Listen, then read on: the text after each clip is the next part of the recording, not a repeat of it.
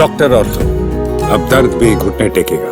सोचिए एक ऐसी जगह जहां हर दिन लाखों लोग सिर्फ एक उम्मीद लेकर आते हैं। कोई नौकरी मांगने आता है, कोई अपने परिवार की खुशी के लिए, तो कोई बस आस्था के भरोसे अपने दिल की बात कहने।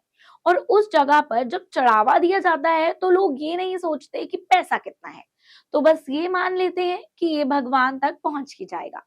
हाल ही में अयोध्या के श्री रामलला मंदिर में चढ़ावे की चोरी से जुड़ा मामला सामने आया और इसने एक बड़ा सवाल खड़ा कर दिया। नमस्कार, मैं कशिश कश्यप और आप देख रहे हैं चैनल फॉर न्यूज इंडिया।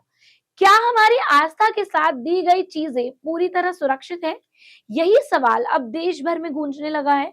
और इसी बीच दक्षिण भारत के एक ऐसी खबर सामने आई है जो भरोसे को फिर से मजबूत करती दिखाई दे रही है। तिरुमाला, आंध्र प्रदेश का वो पवित्र स्थान जहाँ स्थित है भगवान श्री वेंकटेश्वर स्वामी का मंदिर। ये सिर्फ एक मंदिर नहीं है बल्कि करोड़ों भक्तों की आस्था का केंद्र है। यहाँ हर साल लाखों लोग आते हैं और सिर्फ 2024 में ही करीब 1 करोड़ से ज्यादा का चढ़ावा भी आया।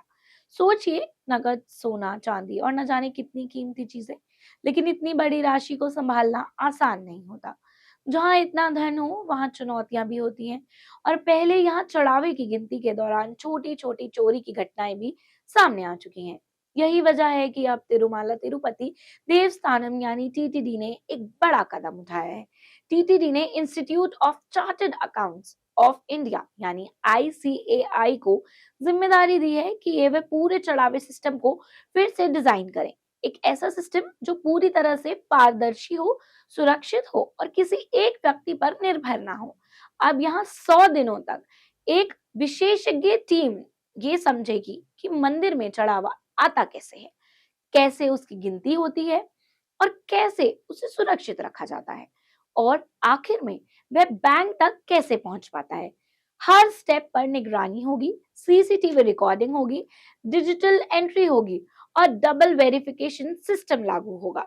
मतलब साफ है, अब हर रुपए, हर सिक्के और हर सोने चांदी की वास्तु का पूरा हिसाब डिजिटल और सुरक्षित तरीके से रखा जाएगा।